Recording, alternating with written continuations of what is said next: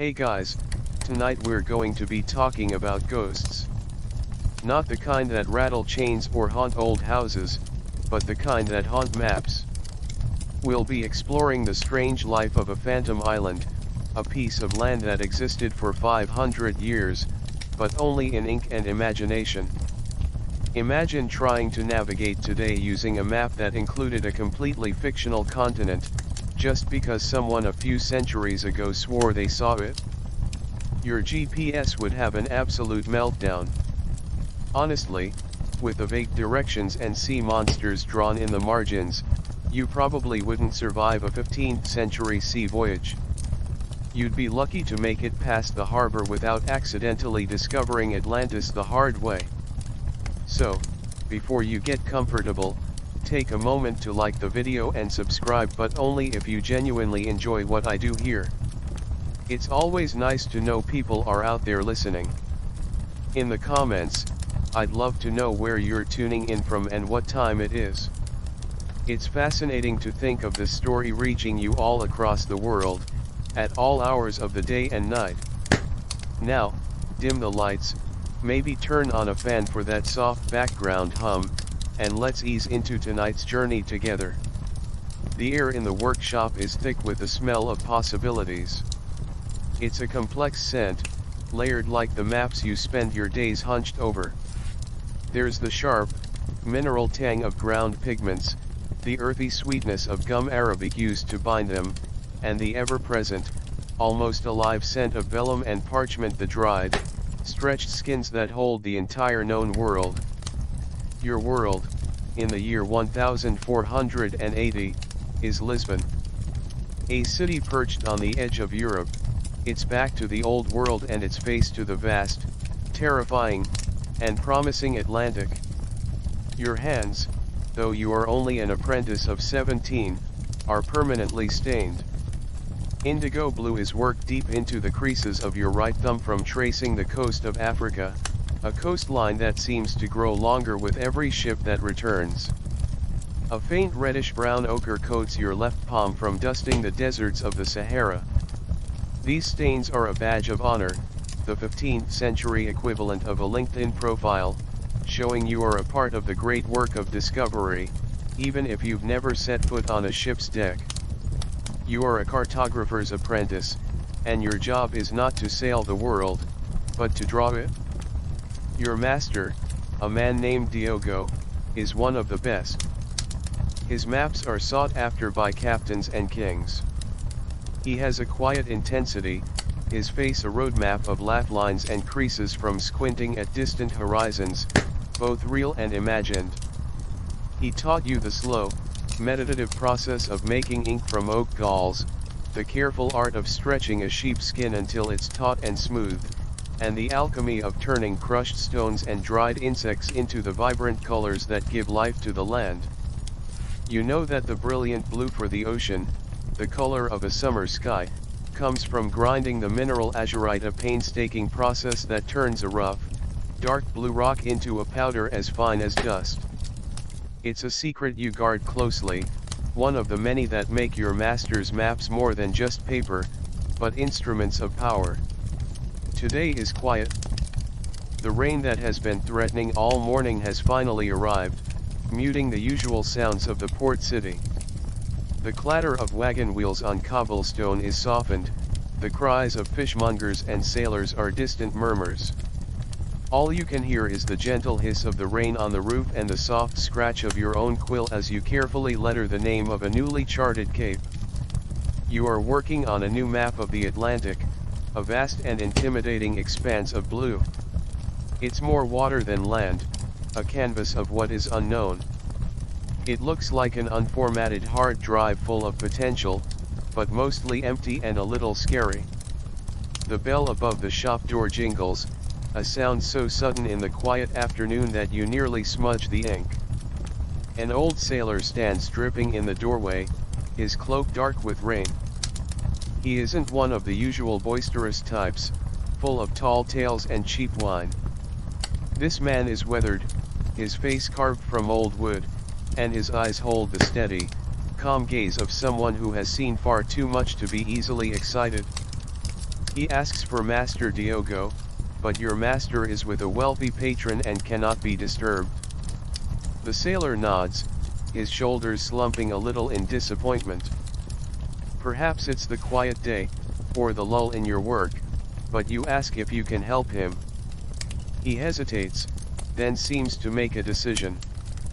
He approaches your workbench and looks down at the half-finished map. His finger, thick and calloused, hovers over the great blank space west of Ireland. "It's missing," he says, his voice a low rumble like stones rolling in the tide. You look at the map, confused. "Missing what?" "It's an ocean. It's supposed to be empty."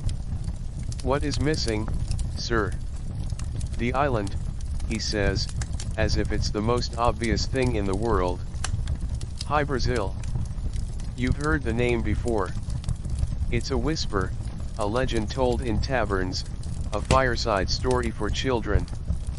An island that appears only one day every 7 years, shrouded in a mist that no ship can penetrate.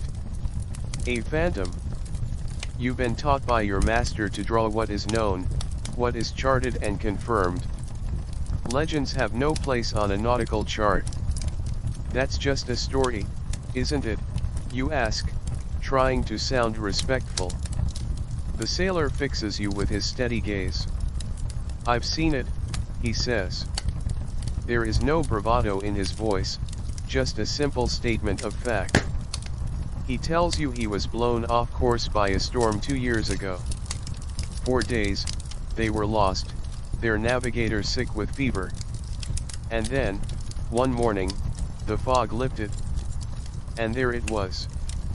An island, perfectly round, with a shoreline of white sand and tall, dark trees unlike any he'd ever seen. He says they tried to land, but a strange current pushed them away, and before they could make another attempt, the fog rolled back in, thick and sudden. When it cleared again, hours later, the island was gone. You listen, captivated. His description is so clear, so detailed. He doesn't speak of mountains of gold or magical fountains.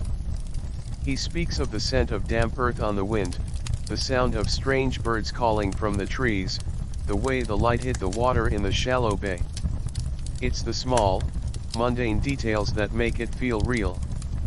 Historians still debate whether these recurring stories of phantom islands were mass hysteria, optical illusions caused by atmospheric conditions, or even deliberate disinformation spread by kingdoms like Portugal to send rival Spanish ships on wild goose chases into the empty ocean. But to you, in this moment, the sailor's story feels like a truth. He didn't come to sell a story or ask for money. He simply wanted to see the island given its proper place in the world, on a map made by a master. He believed his eyes, and he wanted the world to believe him, too.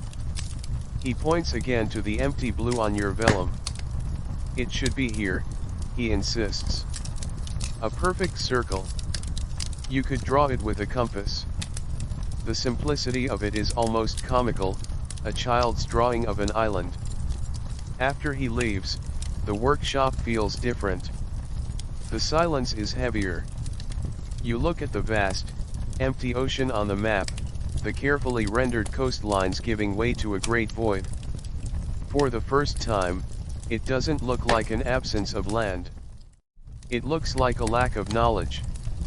Master Diogo has always said that a map is a conversation between a man and the world, an admission of what he knows, and what he has yet to learn.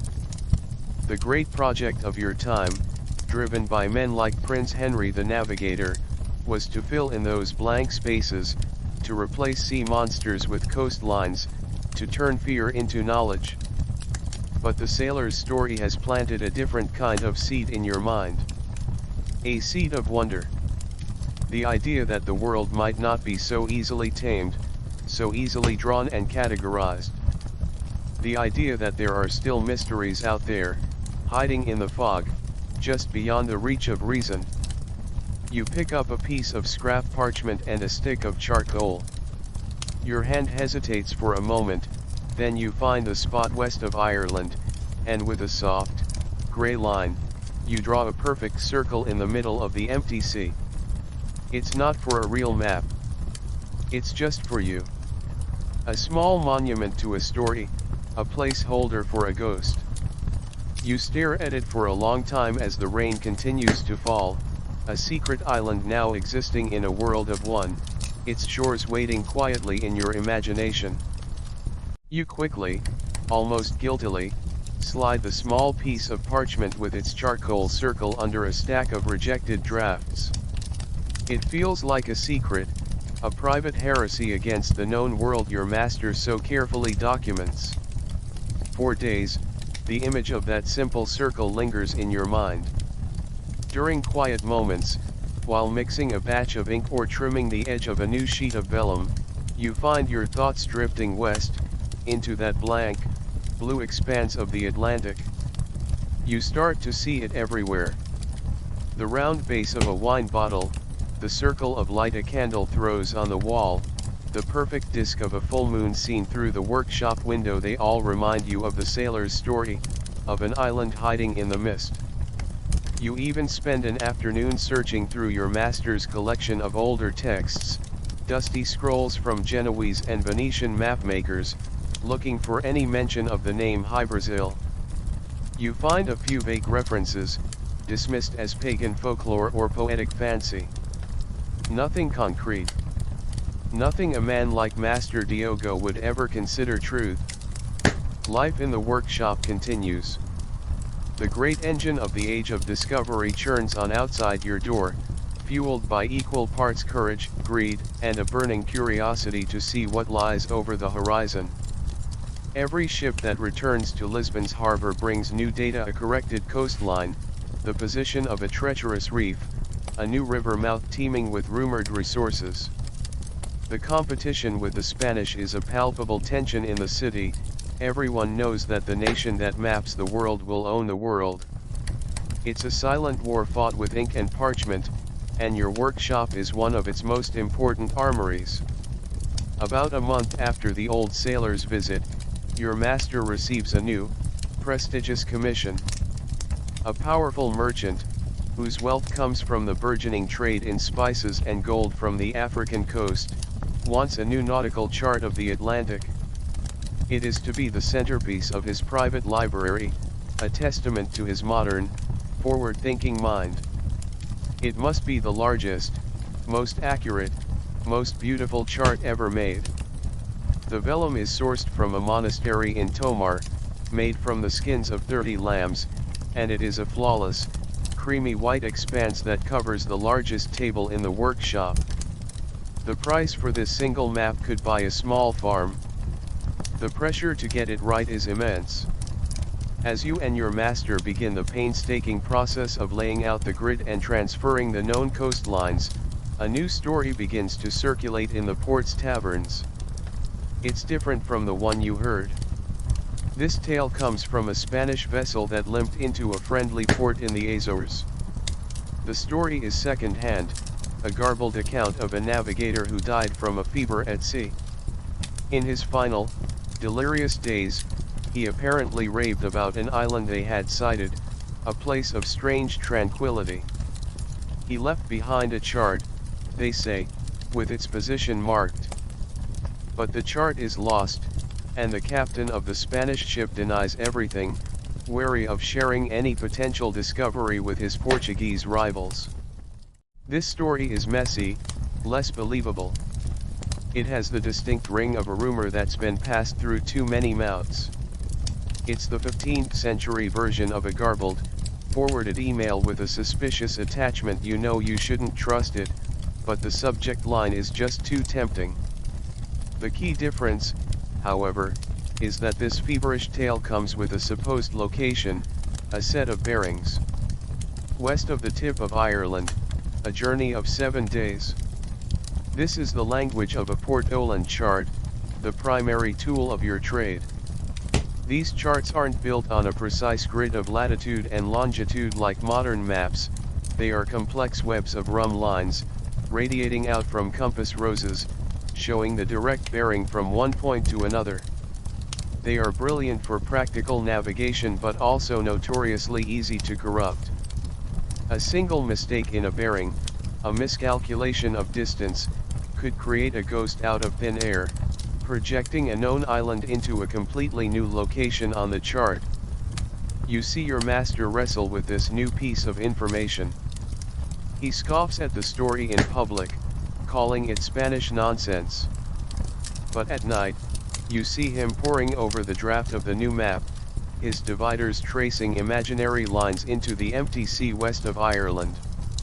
To include the island would be to stake his pristine reputation on a dying man's fever dream. It's a wild card, a piece of unsubstantiated gossip. Yet, the merchant who commissioned the map is a man who loves novelty. He wants his map to show not just what is known, but what is possible.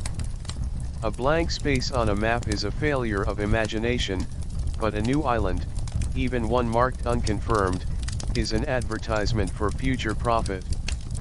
Historians still debate the immense pressure cartographers were under to produce optimistic maps.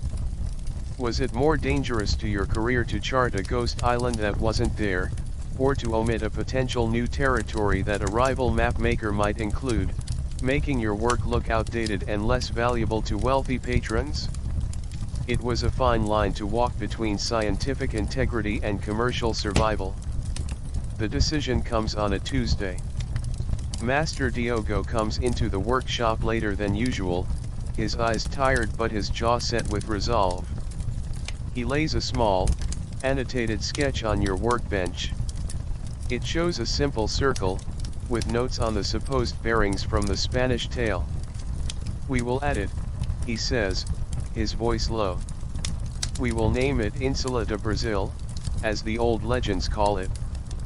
And we will mark it clearly as a place of uncertain position." It's a compromise, a masterpiece of cartographic diplomacy. He's not stating it exists as a fact, merely that its existence is a rumor worthy of note. It's the 15th century version of citing your sources, however questionable they might be.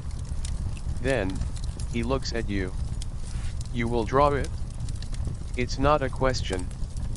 It is an order. Perhaps he cannot bring his own hand to commit such a speculative act to this masterpiece. Or perhaps this is a test for you, the apprentice who has mastered the craft but now must learn the art of interpretation. Your heart thuds in your chest. The secret circle you drew on scrap parchment has somehow manifested into a professional command. Your hands feel strangely steady as you mix the pigment a soft green, the color of moss and new spring leaves. You take a fine-tipped brush, dip it in the pigment, and your hand hovers over the vast, expensive emptiness of the vellum. This is no longer a private fantasy.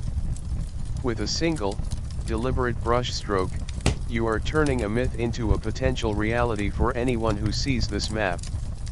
You paint the outline, then fill it in, a perfect, round island born from a story. It looks small, vulnerable, an emerald teardrop in a vast ocean of blue. The act feels enormous, like you've whispered a lie into the ear of a king. It's a strange feeling, a mix of power, fear, and a thrill of creation. The final touch is the most significant. The patron specified that all newly discovered lands, or lands of great promise, should be highlighted with gold. Not paint, but real gold. You take a tiny fragment of shell gold powdered gold leaf mixed with gum arabic into a paste and with the very tip of your finest brush, you carefully paint the name you have lettered beside the island, Insula de Brazil. The small, glittering word catches the candlelight, shimmering with a light of its own. It's no longer just a green circle. The gold has transformed it. It is now a place of value. A destination. A ghost, now officially christened, has been given a place in the material world, its shores now gleaming with the irresistible allure of treasure. The final fleck of gold dust settles, and the map is finished. It lies on the table, a masterpiece of your small world. It smells of beeswax, which you've gently rubbed over its surface to protect it from the damp sea air it's destined to encounter. The merchant, when he arrives to collect his commission, is a mountain of a man, draped in expensive velvet the color of dark wine. He inspects the chart not with a sailor's eye for accuracy, but with a collector's eye for beauty. He runs a thick finger over the coast of Africa, a land that has made him fantastically wealthy, and then his eyes fall upon your small, green circle in the empty west. A slow smile spreads across his face. "Ah," he says, his voice booming slightly in the quiet workshop. "A new land. An exclusive." He doesn't question it. He doesn't ask for sources or proof. The glittering gold beside the name is proof enough for him. For a man like this, a map isn't just a tool for navigation, it's a portfolio of opportunities. Your ghost island, to him, is a speculative asset, and he is delighted to be the first shareholder. Years begin to pass, measured not in seasons, but in the maps that leave your workshop. You are no longer just an apprentice, you are a skilled cartographer in your own right, your hand as steady as your master's. The merchant's magnificent map, displayed proudly in his library, is seen by other men of influence, other merchants, scholars, and sea captains. And a strange thing begins to happen. The island starts to spread. You see it for the first time on a chart from a rival workshop in Sagres. Their version is slightly more oval than your perfect circle, and they placed it a few degrees further north. Another map, this one from Genoa, shows it with a river running through its center.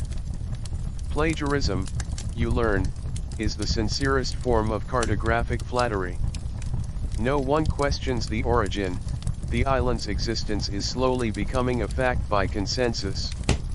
It's like a rumor that, once repeated enough times, solidifies into a truth. It's a 15th century meme, replicating itself in slow motion, one expensive, hand-drawn map at a time. This slow, creeping acceptance eventually reaches the highest corridors of power. You hear whispers, at first, then more concrete reports. A copy of a chart containing your island has been seen at the royal court. King John II, a shrewd and ambitious ruler, has taken a personal interest. This is no longer about a merchant's vanity piece. This is now politics. The world, as you know it, has recently been sliced in half like a piece of fruit. The Treaty of Tordesillas, signed a few years prior, has drawn an imaginary line from pole to pole down the center of the Atlantic. All lands discovered to the west of the line belong to Spain, all lands to the east belong to Portugal. Your phantom island, sitting comfortably on the Portuguese side of the line, has suddenly become a pawn in a global chess match. It represents a claim, a foothold in the unknown, a potential source of wealth that would belong, by papal decree, exclusively to your king. The whispers soon turn into a roar of public activity. The Crown, citing a collection of reliable mariners' reports and ancient legends, officially announces its intention to fund an expedition to formally claim the island of Brazil for Portugal. Historians still debate whether monarchs like King John truly believed these phantom islands existed, or if they were merely a convenient fiction, a legitimate-sounding excuse to send royal ships on exploratory missions into strategically important, and often rival-controlled, waters.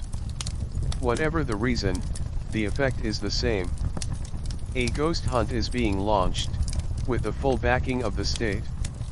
You witness the preparations down at the bustling Lisbon docks.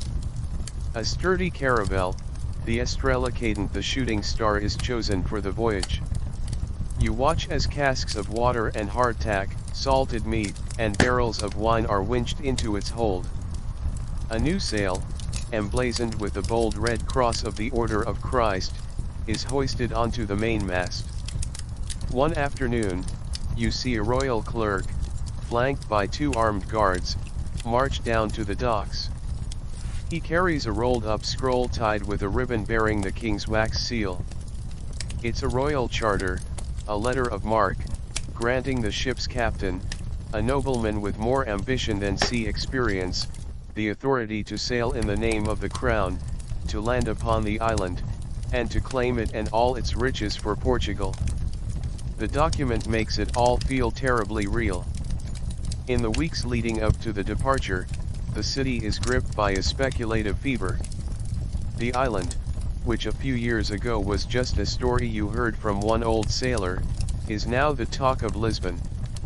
Everyone has a theory about its nature. One merchant claims his cousin spoke to a man who said the island's soil is so rich it can grow wheat in a single month. Another insists that the strange trees the original sailors saw are the source of a priceless red dye, more vibrant than anything from the east. The stories become more and more fantastical, like the comments section under some wild conspiracy theory.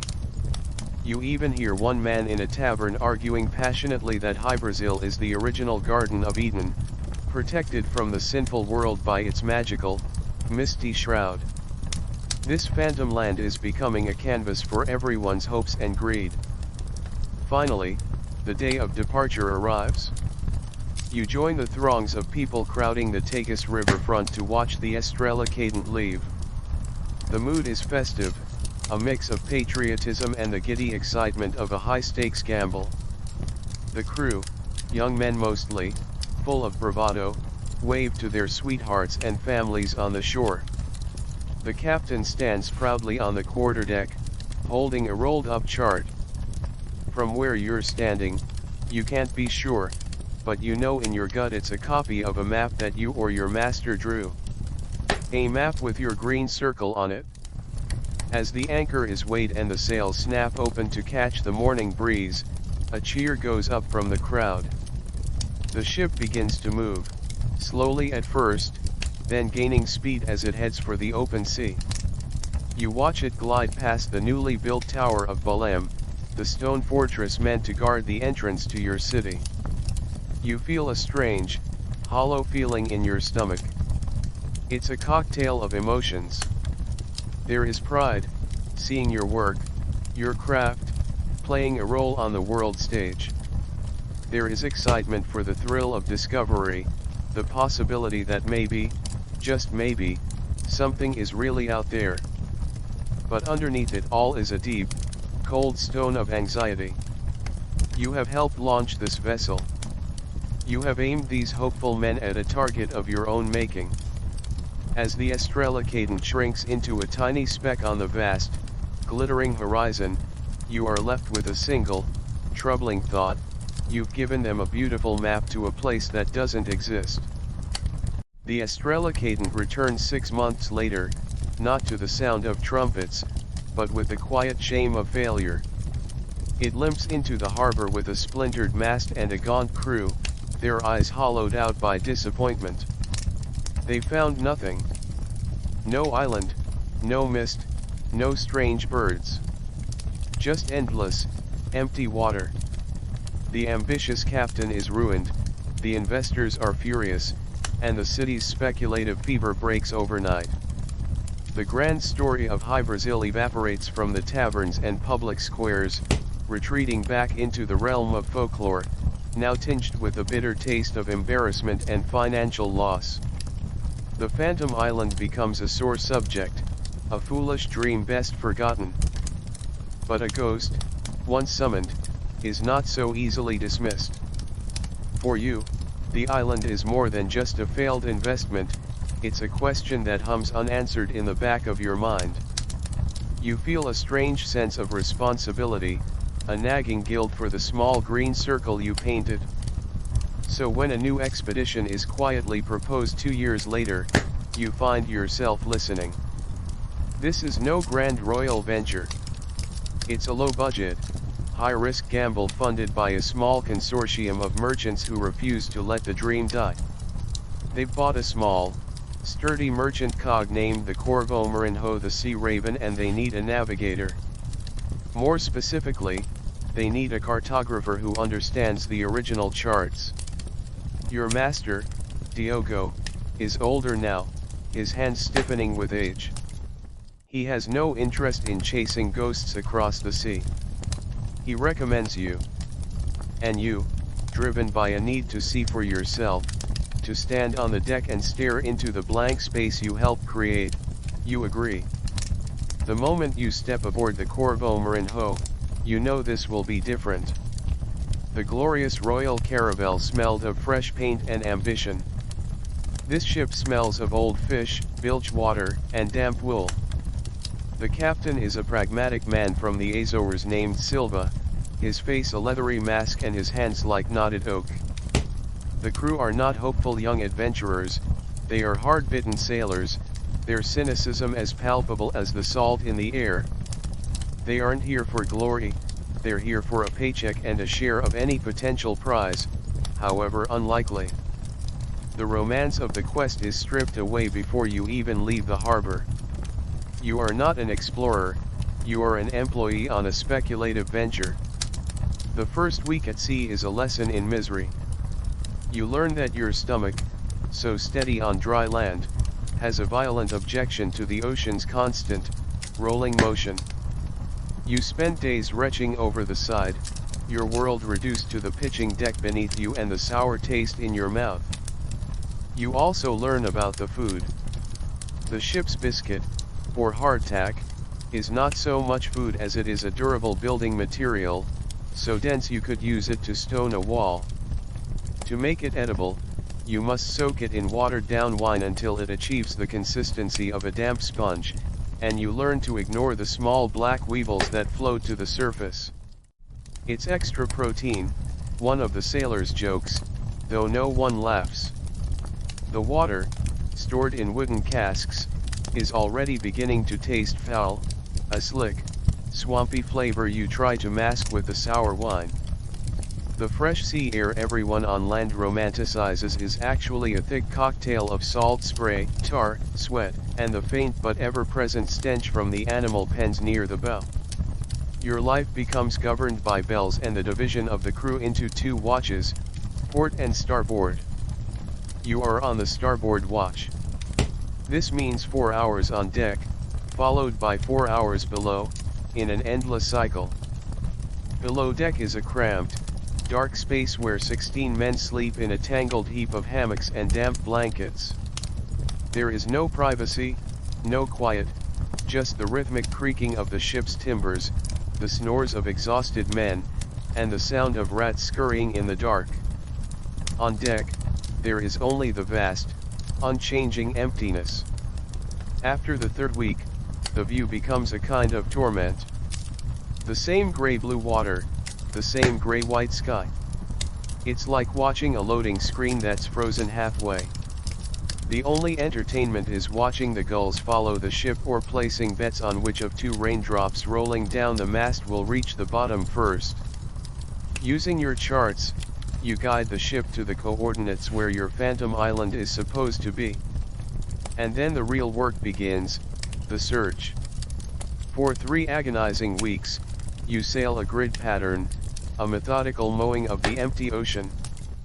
Back and forth, east to west, then north to south. Every day, you take a noon sighting with your astrolabe, a brass instrument that feels both miraculous and useless. You shout corrections to the helmsman, your voice raw from the wind. The crew grows quiet and sullen. Their initial cynicism has curdled into a deep, weary resentment. They look at you, the map maker, with suspicion in their eyes. You are the architect of their misery, the man who drew the treasure map that leads to nowhere. One morning, the cry everyone has been subconsciously waiting for rings out from the crow's nest. Terra a vista. Land ho. A surge of pure, shocking adrenaline courses through you. The entire crew rushes to the port rail, their faces transformed by hope. You stare into the distance, your heart hammering against your ribs. You can see it, a dark smudge on the horizon, shrouded in the morning mist. Could it be real? Did you somehow draw the truth? Captain Silva, ever the pragmatist, squints into his spyglass.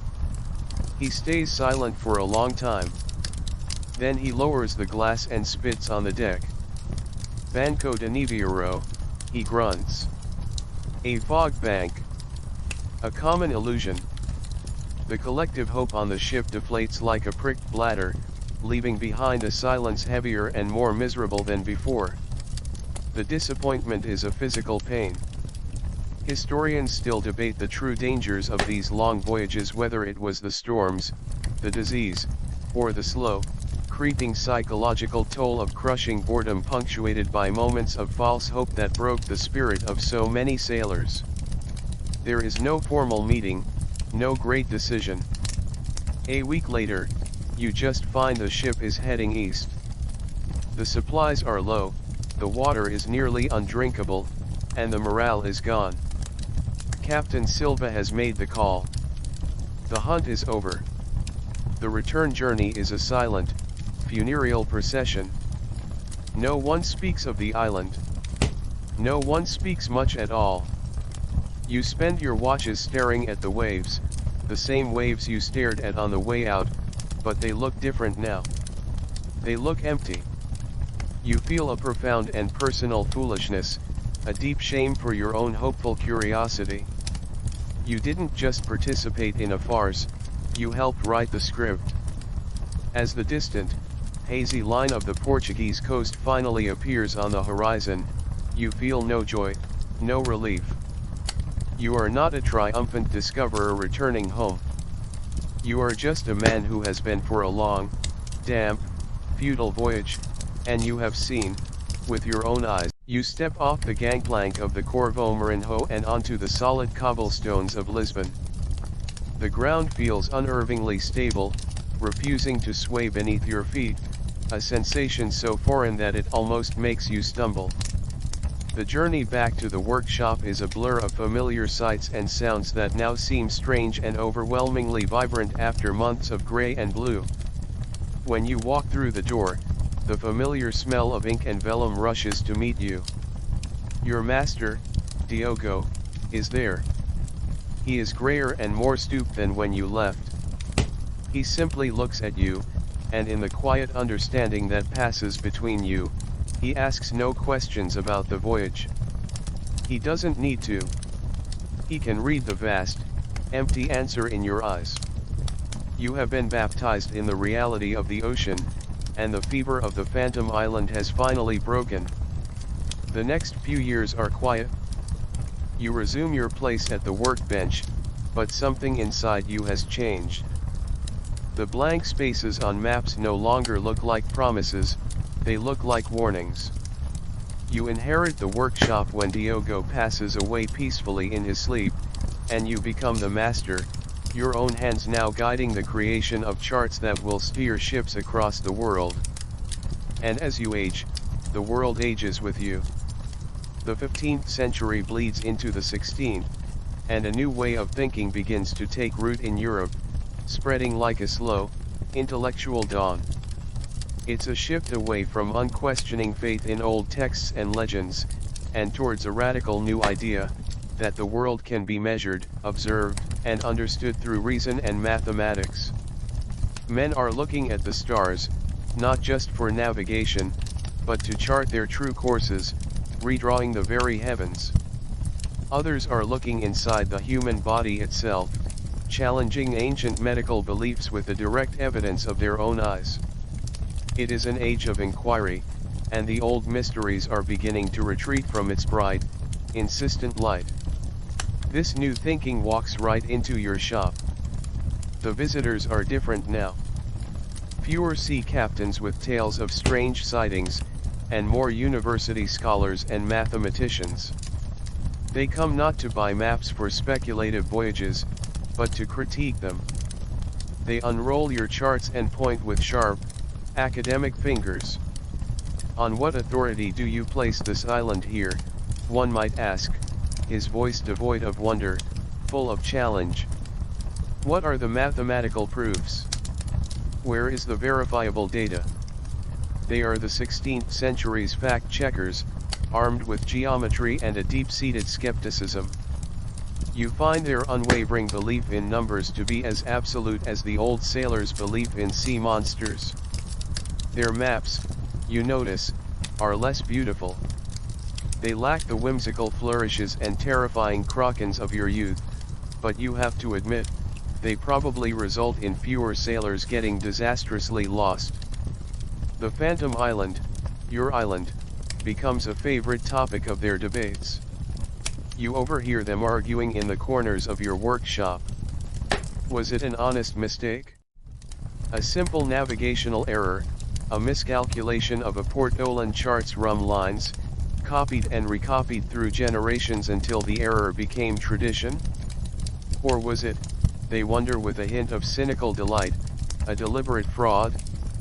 A lie, invented by a clever cartographer to please a wealthy patron or to intentionally mislead the fleets of a rival nation. You listen to their clean, binary arguments, mistake or fraud, and you know the truth is a much messy, more human concoction of wishful thinking, genuine belief, commercial pressure, and the simple, profound desire for the world to be more mysterious than it is. The Portuguese crown itself tries to impose order on this cartographic chaos. They establish the Casa de India, a central administration in Lisbon to oversee all overseas territories. Part of its mission is to create and maintain a secret, master map, the Padrão Real, or Royal Standard.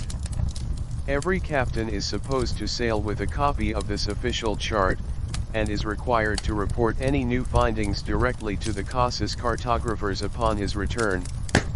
The goal is to create a single, authoritative map of the world, to eliminate the contradictions and ghosts that haunt the hundreds of private charts in circulation. For a time, your island even appears on this master map, a testament to how deeply the myth had taken root.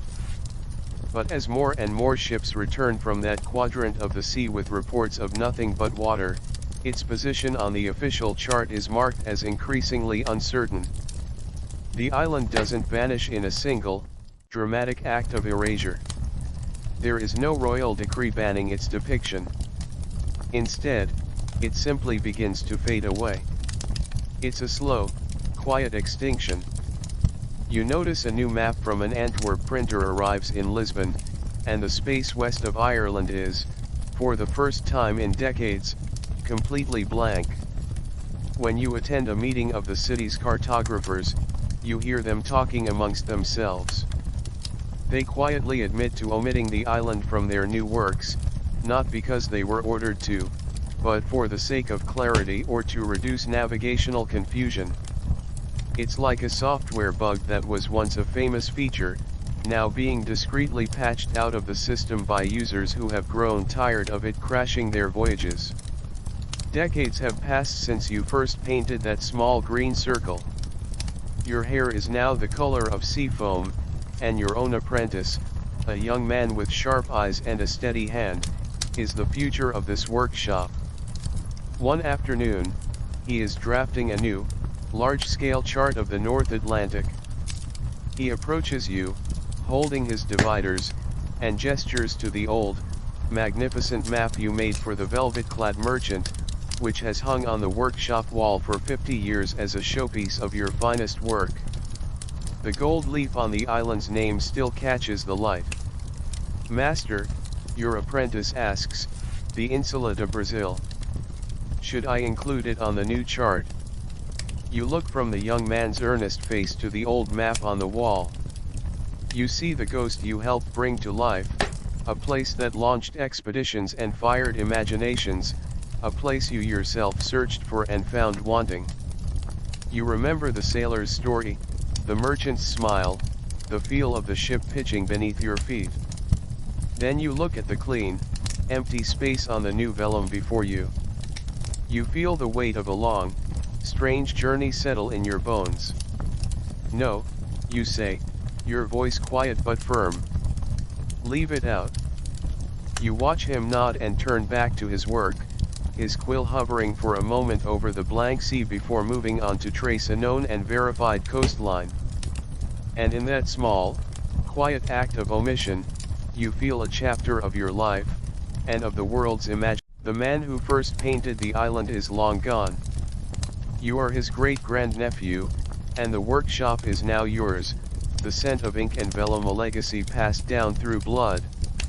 The world has spun on, leaving the 16th century behind for the rational, industrious hum of the 17th. For nearly 100 years, the ghost has been dormant. The island has vanished from the mainstream, relegated to the footnotes of old, discredited maps. The new masters of cartography are the Dutch, whose magnificent, copperplate engraved atlases are marvels of scientific precision. Their charts are crisp, clean, and accurate. They are also, you've always thought, a little bit boring. The world they depict feels conquered, measured, and stripped of its shadows. The Phantom Island, it seems, has finally been laid to rest by the unwavering light of science. But you are about to learn that some ghosts are harder to get rid of than barnacles on a ship's hull. The year is 1674. The news arrives not as a whispered rumor, but as a formal report, printed and circulated amongst the learned societies of Europe. A Dutch East Indiaman, the Gouden Griffio and the Golden Griffin has returned to Amsterdam from a 2-year voyage. Its captain, a man named Jan van der Roek, is the epitome of a modern mariner, sober, meticulous, a devout Protestant, and a man known for the precision of his logs. He is not a teller of tales. And he has filed a report that sets the world of cartography on fire. You receive a copy of his account in a letter from a colleague in Amsterdam. You unroll the letter in your workshop, the same room where the island was first born and later erased. Captain Rook's story is chillingly different from the legends of old. There are no fever dreams or vague directions. He reports being driven far off course by a brutal Atlantic storm, his ship damaged and his crew exhausted. Seeking shelter to make repairs, his navigator, using the very latest instruments, charted a small island that appeared on no known map. The location he gives, with precise latitude and longitude, is eerily familiar. It is the resting place of the old ghost. But it's the details that silence the skeptics. Rook's account reads like a scientific paper. He describes anchoring in a calm, deep bay. He writes of the island's geology, its strange, dark volcanic rock. He notes the unusual quietness, the absence of birdsong. His ship's surgeon, a man with a keen interest in botany, apparently went ashore with him and took samples. They saw, he writes, strange, large, white rabbits, and the crew were so unnerved by the island's oppressive silence that they refused to stay the night. They made their repairs, restocked their water from a freshwater spring, and left at dawn. As they sailed away, a thick fog, characteristic of the legends, rolled in and swallowed the island behind them. If the story had ended there, it might have been dismissed. But Captain Rook brought back more than a tale. He brought what the rational New Age demanded, proof. His report is accompanied by a folio of sketches from his journal, crude but clear drawings of the island's coastline, the strange, silent rabbits, and a plant with broad, waxy leaves unlike any known species. And he has brought physical artifacts. A small, perfectly smooth, black stone from the island's beach. A piece of dark, petrified wood. And most damningly of all, a small, leather-bound book containing the surgeon's pressed leaves. These items are presented to the Royal Society in London and to scholars in Amsterdam.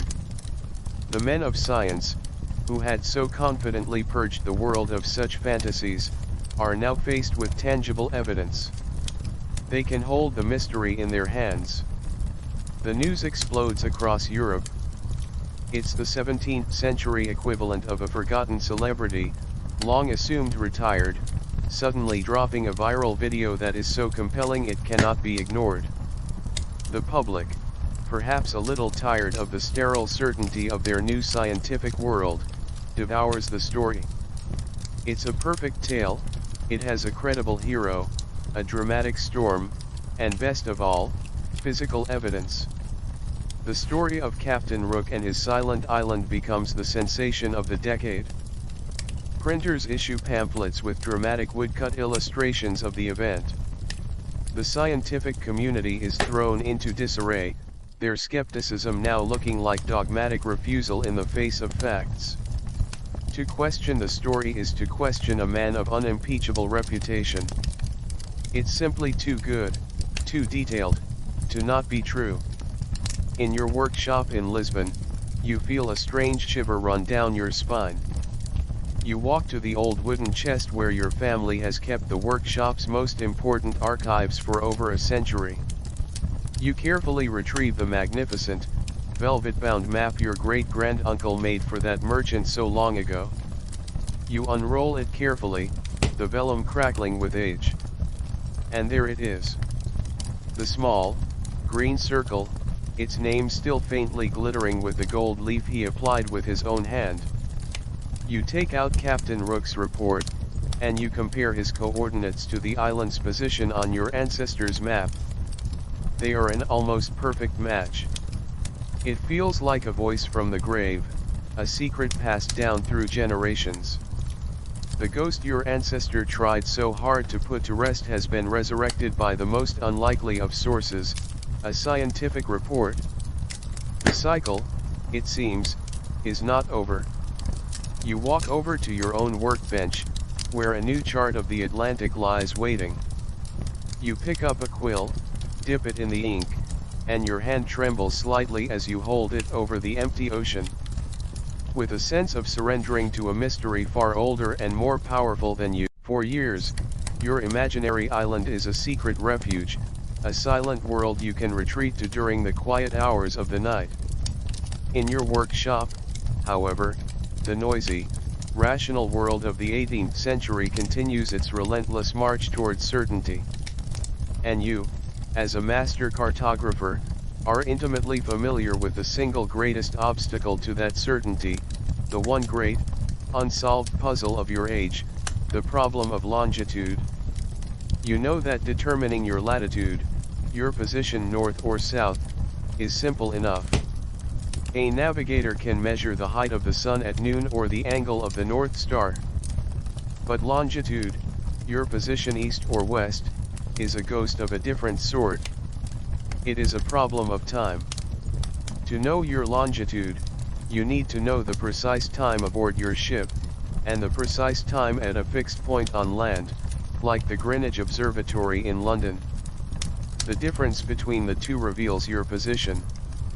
The problem is, no clock ever made can keep accurate time on a rolling, pitching ship, where temperature, humidity, and violent motion conspire to ruin any delicate mechanism. Sailors, you often joke, could always tell you the date, but they could almost never tell you with any real certainty what part of the ocean they were in. This isn't just an academic puzzle, it is a matter of life and death, of profit and loss. You've read the reports. Ships laden with treasure vanishing without a trace, only to be found months later, smashed to pieces on a coastline they believed was 500 miles away. Fleets arriving in the West Indies weeks late, their crews racked with scurvy, because they had to sail with painstaking caution, never sure of their eastward or westward progress. This uncertainty is a fog of war that hangs over all sea travel, making every voyage a gamble. It is in this fog of uncertainty that phantom islands like yours can comfortably hide. If a captain isn't sure of his own position, how can he be sure that what he saw wasn't real? The problem becomes so critical, so costly to the naval and commercial interests of the burgeoning British Empire, that they decide to do something unprecedented. In the year 1714, the British Parliament passes the Longitude Act. You read the news with astonishment. They are offering a prize of unimaginable wealth, £20,000, a king's ransom to any person who can devise a practical method for determining a ship's longitude at sea. The announcement creates a frenzy across Europe, a kind of scientific gold rush. The greatest minds of the age turn their attention to solving the puzzle. Two main theories emerge. The first, favored by the astronomers and learned men of the Royal Society, is the lunar distance method. It is an idea of celestial elegance, by measuring the precise angle between the moon and a specific star, and consulting a complex series of astronomical charts, a skilled navigator could calculate the time at Greenwich. It is, in theory, perfect. But you've seen the charts and the instructions, and the mathematics involved are dizzying.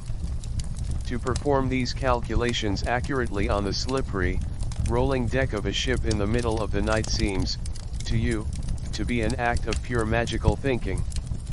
The second idea is far simpler, and far more audacious. It is the idea of a clock.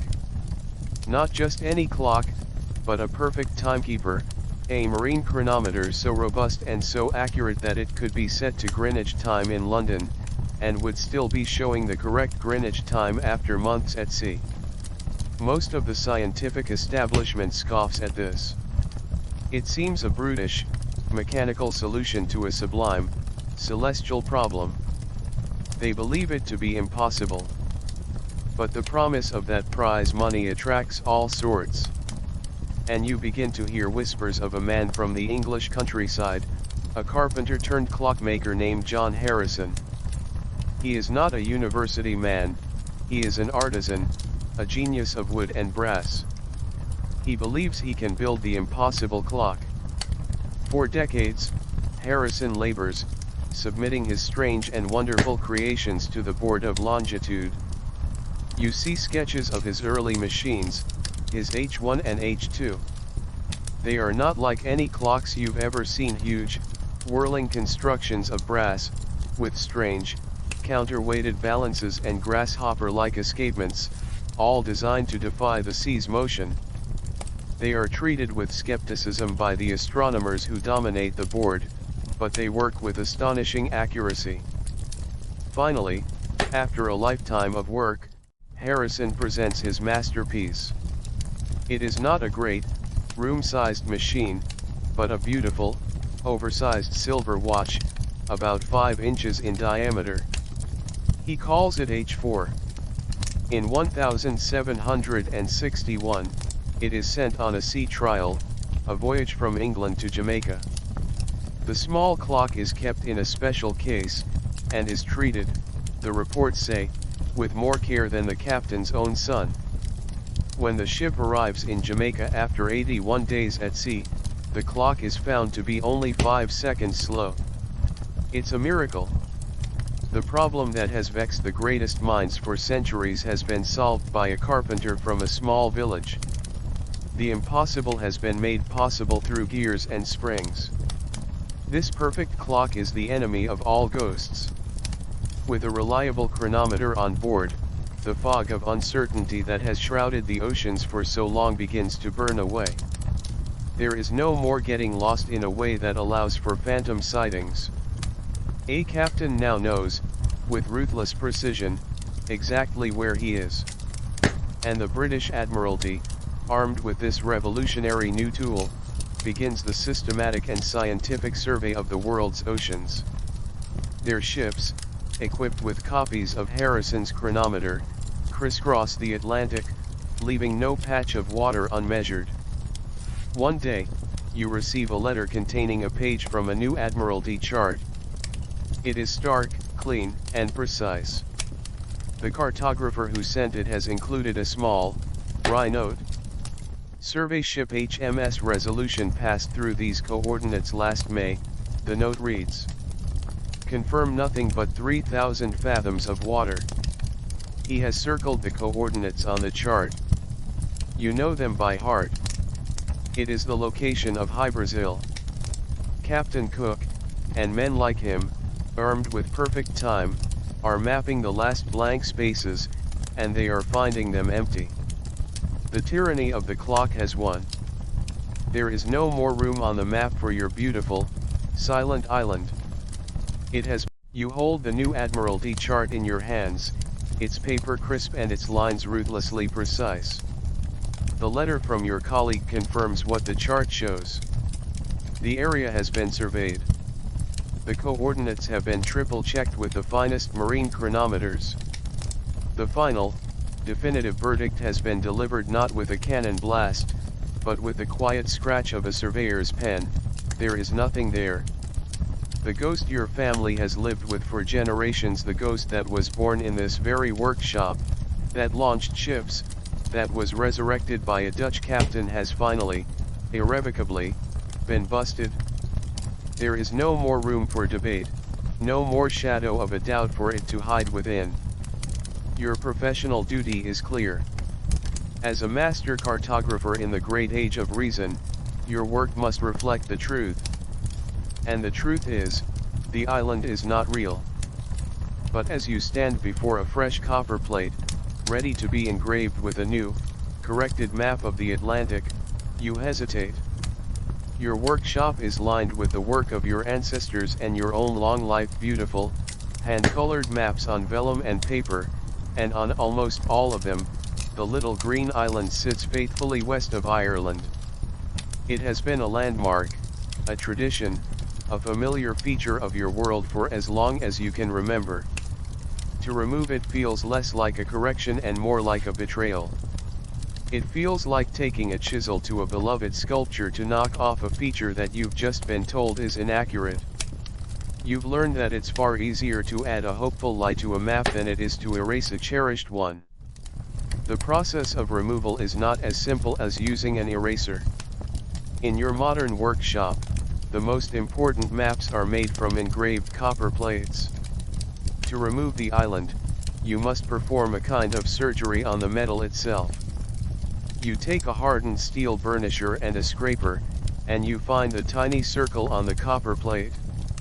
With immense pressure and a steady hand, you begin to scrape and smooth the engraved lines away, polishing the metal until the groove that holds the ink is gone. It's a slow, arduous process. And when you are finished, if you hold the plate to the light just so, you can still see it, a faint, ghostly shimmer where the island used to be. A scar on the copper. The plate is corrected, but it will forever bear the faint memory of the lie. The ghost, it seems, is reluctant to leave its home. You soon discover that you are not the only one with this reluctance. In the decades that follow, the community of map makers becomes quietly divided. The new school, the scientific hydrographers of the great navies and the royal societies, scrub the island from their charts with zealous pride. For them, an accurate chart is a testament to the power of reason, and leaving the island on the map would be an embarrassing professional sin. But many of the older, independent workshops, the family businesses like yours, are slower to let go. For some, it is nostalgia. For others, it is commercial sense. They know that a map with a hint of old-fashioned mystery still sells well to a public that doesn't need to sail by it. It's like a small community of artisans who insist on using an obsolete tool, not because it's better, but because they love the way it feels in their hand. For a generation, the island lives a strange half-life. It vanishes from the official, functional sea charts used by the military and merchant fleets, but it clings to existence on the large, decorative wall maps sold to wealthy gentlemen for their libraries.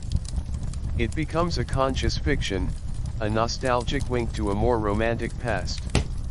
You see a magnificent new atlas printed in Paris, a masterpiece of Enlightenment cartography, and you have to smile. For all its scientific rigor, there, tucked in the corner of the Atlantic chart, is a tiny circle, almost apologetic in its smallness, with the label, Hi Brazil, Legendaire. The cartographer couldn't quite bring himself to kill the ghost completely. He has instead moved it into a cage of parentheses. You are a very old man now. Your hands are spotted with age and ink. You are overseeing the production of your own final atlas, the culmination of your life's work. Your apprentice, a master in his own right, is engraving the last of the plates. He comes to the chart of the North Atlantic. He prepares the copper plate, and he looks at you. He does not need to ask the question he asked you as a boy, all those years ago. You both know the time for romance and mystery is over. You give him a slow, solemn nod. You watch as he works, his engraving tool moving with a confidence you once had. He carefully engraves the coast of Ireland, then the coast of Newfoundland, and he leaves the vast expanse of ocean between them perfectly, authoritatively empty. The blankness on the page is different now. For your ancestor, the blank space was a canvas for possibility. For you, after your failed voyage, it was a space of humbling emptiness. But now, for your apprentice, it is a space of certainty. It is the confident, final declaration of a known absence. The first print from the new plate is brought to you for inspection. You run your trembling hand over the page. The ocean is vast, correct, and complete. It is a perfect map, a triumph of science and a testament to your craft. But as you stare at the empty water where the little green island used to be, you feel a pang of loss. The map is finally true, but it feels poorer for its truth. The sea is no longer haunted by a mythical presence, but by a definite absence. Historians of the future may debate the psychology of your era's mapmakers, arguing whether you felt the pride of progress or the sorrow of disenchantment. But you know the feeling intimately. It is the quiet. You have drawn the circle. The ghost is back on your map, a small green island in a sea of ink. But this time, it's different. It's no longer your ancestors' hazy legend, nor is it the source of your own youthful shame. Captain Rook's report has given the ghost a new kind of life, grounding it in facts and figures, latitude and longitude. And yet, those sparse, scientific details only serve as a key, unlocking a door in your imagination into a world far stranger and more detailed than the captain ever described. You find yourself spending your evenings not at your workbench, but by the fireside, the Dutch captain's printed report in your hands. You read his words until the ink blurs, not as a navigator seeking a destination, but as a dreamer seeking a world. You start with the landscape, the canvas for your fantasy. You picture the dark, volcanic rock Rook described, but in your mind, it's not just stone. It is porous and honeycombed, a material that drinks sound, swallowing echoes before they are born. This, you decide, is the reason for the unnatural quiet the captain reported, the deep, unnerving silence of the place. You imagine the beaches are not of sand, but of fine, black, glassy pebbles that don't crunch underfoot, but merely whisper as the tide pulls at them. You fill the island's interior with flora hinted at by the surgeon's pressed leaf. You imagine groves of tall, slender trees with bark as smooth and pale as silver, their branches heavy with a moss that drips with the island's perpetual mist. Underneath them, in the soft, permanent twilight, you picture patches of phosphorescent fungi, glowing with a soft, blue-green light, pulsing gently like sleeping hearts. Then you turn to the fauna, to Captain Rook's strange, large, white rabbits. In your mind, they are not mere animals. They are the island's guardians, its spirit made flesh. They are perfectly silent, their large, dark eyes holding a placid intelligence.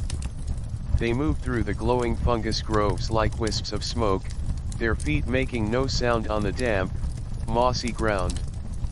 They have never known predators, so they have never learned fear. They are not so much tame as they are profoundly, primordially indifferent. When you picture yourself walking through these woods, You imagine them simply stopping to watch you pass, their noses barely twitching, their silence a form of communication far deeper than any sound. They are, you muse, probably terrible conversationalists, but they must be excellent listeners. From this foundation of silence, you begin to imagine the island's inhabitants. Captain Rook saw no people, no sign of civilization. You decide that is because he was looking for the wrong thing. He was looking for houses, for boats, for the noisy apparatus of human life. You imagine a people who have evolved beyond such things, a society that has chosen not to impose itself on the world, but to blend with it. They live in dwellings woven seamlessly into the landscape, homes carved into the heart of the largest silver trees, or behind curtains of living, mossy vines that hang from the cliff faces. Their clothes are woven from the fibers of the waxy leaf plant, taking on the soft, gray-green color of the mist itself. They are a people without kings or armies, because they have no concept of conquest. They have no clocks, because they have no deadlines. Their greatest art is not painting or sculpture, but the craft of living without leaving a trace. Philosophers of your time, you think, would debate whether a society without struggle, without ambition, without the noisy engine of progress, could truly be considered human. But in your fireside dreams, their life seems like a purer form of existence. You picture a day in their life. They would wake not to a sunrise, but to a slow, pearlescent brightening of the fog. They would drink the pure, cold water from the spring Rook described, a spring that perhaps they consider sacred.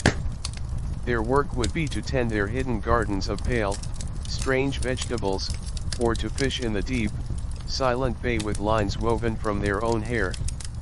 Their evenings would be spent not in taverns, but sitting among the silent, white rabbits in the glowing mushroom groves, simply being. Their entire culture is a form of quiet meditation, a perfect harmony with their sound-swallowing world. It is, you realize, the ultimate do not disturb sign, an entire island that has perfected the art of being overlooked. You even begin to imagine how this silent world would interact with your own noisy one. Your time is the age of the Wunderkammer, the cabinet of curiosities, where collectors display the strange and the exotic. What would a cabinet from High Brazil contain? You picture a small bowl, carved from the sound-absorbing volcanic rock. If you tap it, it makes only a dull, soft thud. A flute, carved from the silvery wood, that when played, produces no audible note, only a vibration you can feel in the bones of your hand. A skein of thread, spun from the fur of the white rabbits, impossibly soft and completely silent as it runs through your fingers.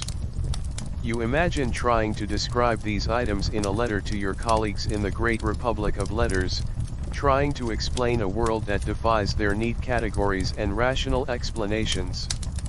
You are startled from your reverie by the fire popping, a sound that seems impossibly loud and violent now. You look down at the chart on your lap.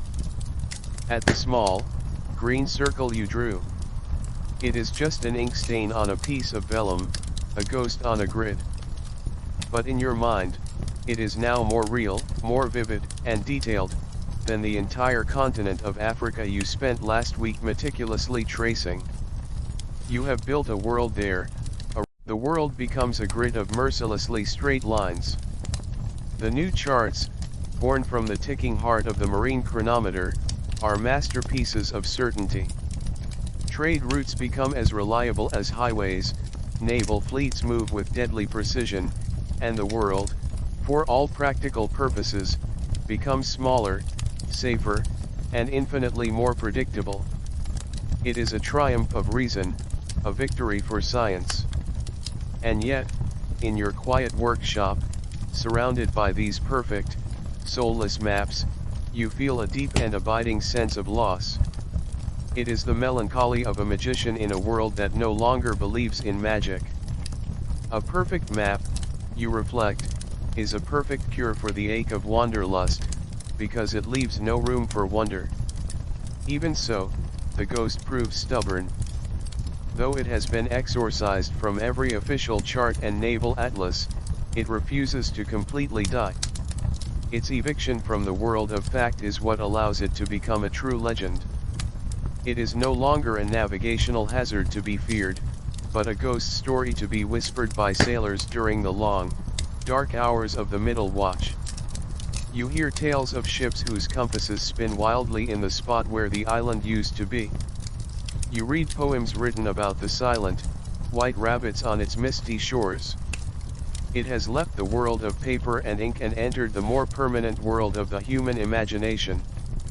Its power no longer lies in the possibility that it might be real, but in the certainty that it is not. It has become a metaphor for all the beautiful things the world has lost in its quest to be known. You spend your final years in the workshop, teaching the next generation how to draw a world without shadows. You teach them the mathematics, the science, the precision. But you also try to teach them what the maps no longer show, that the value of a map is not just in charting what is known, but in acknowledging what is unknown. For 500 years, that small green circle was an invitation. It was a question mark drawn on the face of the ocean. It was a gateway to the imagination, a challenge to the brave, and a refuge for the dreamer. The sea monsters and the phantom islands weren't just errors, they were the spaces where the human spirit could stretch its legs. A perfectly rendered map, you realize, is a beautiful and useful thing, but it is also a closed book. And a world with no more blank spaces is a world where the age of discovery is finally, truly over. There is nothing left to discover, only places left to visit. You live long enough to see the first stirrings of a backlash, a quiet rebellion against the tyranny of reason. A new generation of poets and painters, the Romantics, begin to celebrate the very mysteries that science has tried so hard to extinguish. They find beauty in storms, meaning in ruins, and a sublime truth in the supernatural. You even hear of new, wild theories springing up to fill the void, ideas about lost continents in the Pacific, or great holes at the poles that lead to a hollow earth. You smile when you hear these things. It confirms a suspicion you've long held: the human need for the unknown is a force of nature. It cannot be surveyed or reasoned or mapped away. If you solve one mystery, the imagination will simply create another. It has to. The known world is just a small, well-lit room, and the soul will always be curious about what lies in the dark hallway beyond. You sit now in your chair, a very old man in a very old workshop. The evening light is fading outside. On one wall hangs your ancestors' beautiful, flawed map, its little gold island still dreaming in the 15th century sea. On the other wall hangs your own final, perfect atlas, its depiction of the Atlantic vast, empty, and true. You look between the two, and you finally understand. The 500-year story of your phantom island was never truly about a piece of land. It was about the endless, gentle war fought in the human heart. A war between the need for the safety of a world that is known, and the desire for the freedom of a world that is still full of wonder. The island was never the prize. The island was just the battlefield. And you find a quiet peace in knowing that while this particular ghost has been laid to rest, the ocean is still vast, and the heart will always find new maps to draw, and new ghosts to chase upon the waves. And so, the story of the island that never was comes to a close.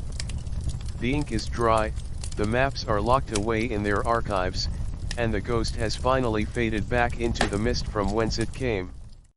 Let the memory of it dissolve now, like salt in the water. Let the images of old charts, the feel of the rolling deck, the sound of the lonely sea, just drift away. There are no more coordinates to check, no more voyages to plan. There is only the gentle, quiet dark, and the soft, steady rhythm of your own breathing. Feel the weight of your body sinking comfortably, a safe and welcome anchor in a calm and peaceful harbor. The world of cartographers and kings can spin on without you for a while. Your only job now is to rest. To let the gentle tide of sleep pull you away from the shore of wakefulness, out into the deep, quiet, and dreamless ocean of rest. The journey is over. It is time to sleep. End of script. Sweet dreams. If this story resonated with you, please like, share, and subscribe with the notification bell so you don't miss our next inspiring chapter.